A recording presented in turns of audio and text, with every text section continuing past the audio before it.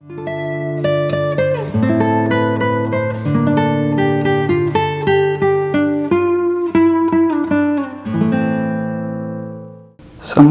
ಪ್ರೀತಿಯ ಕನ್ನಡ ಜನತೆಗೆ bachelor recipe ಚಾನಲ್ಗೆ ಸ್ವಾಗತ ಸುಸ್ವಾಗತ. ಇವತ್ತಿನ ಒಂದು ರೆಸಿಪಿ ಯಾವುದಪ್ಪ ಅಂದರೆ ಅದ್ಭುತವಾದಂಥ ಬೆಂಡೆಕಾಯಿ ಫ್ರೈ ಮಾಡುವ.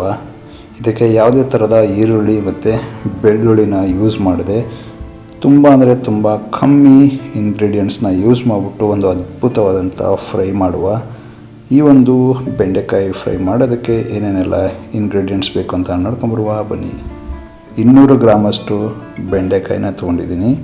3 ಟೀ ಸ್ಪೂನಷ್ಟು ಹುರ್ಗಡ್ಲೆ ಪೌಡ್ರ್ ತೊಗೊಂಡಿದ್ದೀನಿ. 3 ಟೀ ಸ್ಪೂನಷ್ಟು ಕಾಯಿ ತುರಿನ ತೊಗೊಂಡಿದ್ದೀನಿ. ರುಚಿಗೆ ತಕ್ಕಷ್ಟು ಉಪ್ಪು, 1.5 ಟೇಬಲ್ ಸ್ಪೂನಷ್ಟು ಕಾಶ್ಮೀರಿ ರೆಡ್ ಚಿಲ್ಲಿ ಪೌಡರ್ ತೊಗೊಂಡಿದ್ದೀನಿ.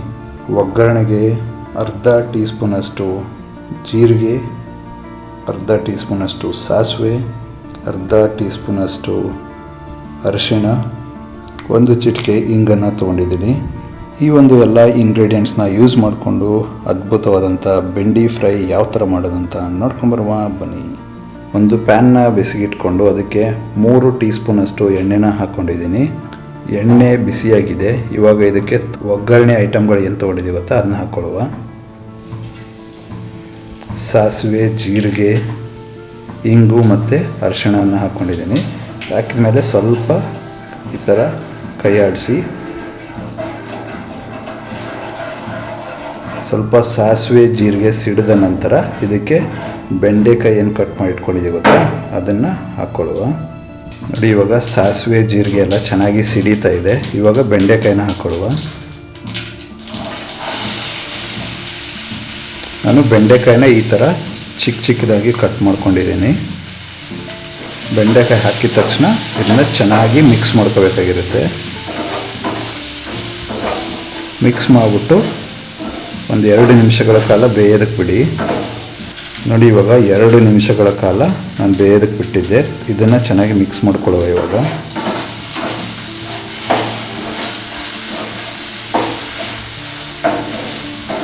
ಈ ಒಂದು ಟೈಮಲ್ಲಿ ಇದಕ್ಕೆ ಸ್ವಲ್ಪ ಉಪ್ಪನ್ನು ಸೇರಿಸ್ಕೊಳ್ಳುವ.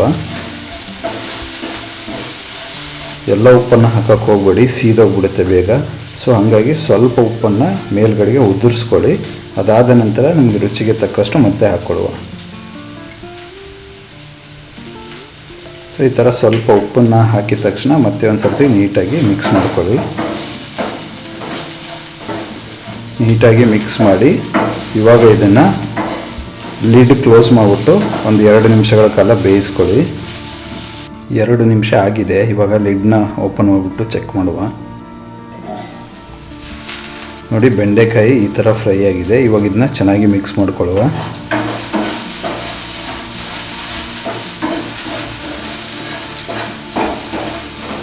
ಚೆನ್ನಾಗಿ ಫ್ರೈ ಆಗಿದೆ. ನೋಡಿ, ಕಲರೆಲ್ಲ ಯಾವ ಥರ ಕಾಣಿಸ್ತಾ ಉಂಟು.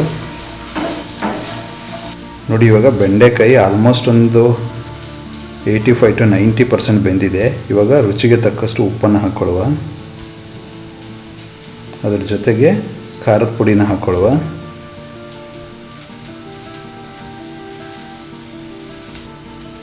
ಉಪ್ಪು ಖಾರದ ಪುಡಿ ಹಾಕೊಂಡ ತಕ್ಷಣ ಒಂದು ಸರ್ತಿ ಚೆನ್ನಾಗಿ ಮಿಕ್ಸ್ ಮಾಡ್ಕೋಬೇಕಾಗಿರುತ್ತೆ. ಈ ಥರ ಒಂದು ಸರ್ತಿ ಚೆನ್ನಾಗಿ ಮಿಕ್ಸ್ ಮಾಡ್ಕೊಳ್ಳಿ. ಇವಾಗ ಗ್ಯಾಸ್ನ ಫುಲ್ಲು ಲೋ ಫ್ಲೇಮಲ್ಲಿ ಇಟ್ಕೊಳ್ಳಿ, ಇಲ್ಲಾಂದರೆ ಸೀದೋಗೋ ಚಾನ್ಸಸ್ ತುಂಬ ಇರುತ್ತೆ. ಏನಕ್ಕಂದರೆ ನಾವು ಉಪ್ಪು ಖಾರ ಎರಡನ್ನೂ ಹಾಕ್ಕೊಂಡಿದ್ದೀವಿ. ಇದು ಡ್ರೈ ಆಗ್ತಾ ಹೋಗುತ್ತೆ. ಇವಾಗ ಸೀದೋಗೋ ಚಾನ್ಸಸ್ ತುಂಬ ಇರುತ್ತೆ.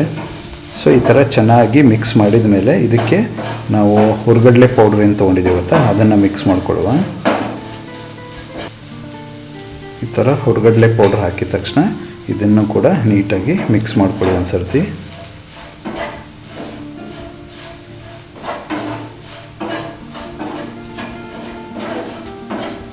ನೋಡಿ, ಇವಾಗ ನಮ್ಮ ಒಂದು ಬೆಂಡೆಕಾಯಿ ಯಾವ ಥರ ಟೆಕ್ಸ್ಚರಲ್ಲಿ ಬಂದಿದೆ, ಸಕ್ಕತ್ತಾಗಿ ಕಾಣಿಸ್ತಾ ಉಂಟು. ಉಪ್ಪು ಖಾರ ಹಾಕಿದ್ದೀವಿ, ಅದ್ರ ಜೊತೆಗೆ ಹುರ್ಗಡ್ಲೆ ಪೌಡ್ರನ್ನ ಕೂಡ ಹಾಕಿದ್ದೀವಿ. ಏನು ಮಸ್ತಾಗಿ ಕಾಣಿಸ್ತಾ ಉಂಟು ನೋಡಿ, ಬ್ಯೂಟಿಫುಲ್ ಆಗಿದೆ. ಈ ಟೈಮಲ್ಲಿ ಇದಕ್ಕೆ ನೀವು ಬೇಕಿದ್ದರೆ ನಿಂಬೆಹಣ್ಣನ್ನು ಕೂಡ ಹಾಕ್ಕೋಬೋದು. ನಾನು ಹಾಕ್ಕೊತಾ ಇಲ್ಲ, ನಾನು ಬರೀ ಜಸ್ಟ್ ಹಿಂಗೆ ಮಾಡ್ತಾ ಇರೋದು. ಯಾಕಂದರೆ ನನಗೆ ಬರೀ ಬೆಂಡೆಕಾಯಿ ಫ್ಲೇವರ್ ಮಾತ್ರ ಬೇಕು ಅಂತ ನಾನು ಈ ಥರ ಮಾಡ್ಕೊತಾ ಇರೋದು. ಅದ್ಭುತವಾಗಿ ಕಾಣಿಸ್ತಾ ಇದೆ.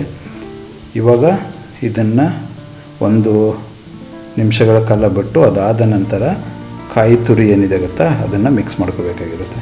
ನೋಡಿ ಇವಾಗ ಚೆನ್ನಾಗಿ ಮಿಕ್ಸ್ ಮಾಡ್ಕೊಂಡಿದ್ದೀನಿ. ಕಾಯಿ ತುರಿನ ಹಾಕ್ಕೊಳ್ಳುವ.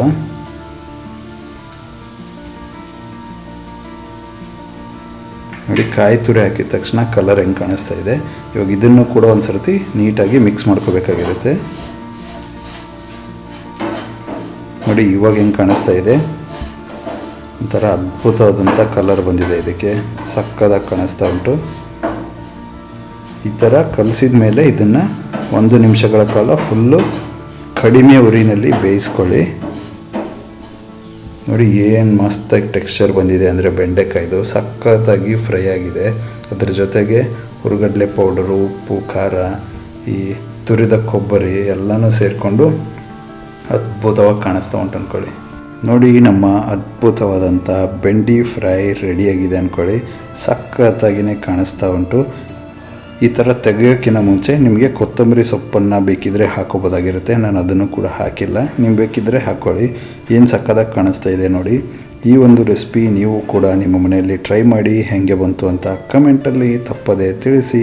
ಹಾಗೆ ಈ ಒಂದು ವಿಡಿಯೋ ನಿಮ್ಗೆ ಏನಾದರೂ ಇಷ್ಟ ಆಗಿದರೆ ದಯವಿಟ್ಟು ಲೈಕ್ ಮಾಡಿ, ಕಮೆಂಟ್ ಮಾಡಿ, ಶೇರ್ ಮಾಡಿ.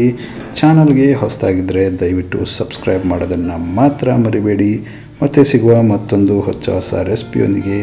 ಅಲ್ಲಿವರೆಗೂ eat healthy, stay safe, bye for now.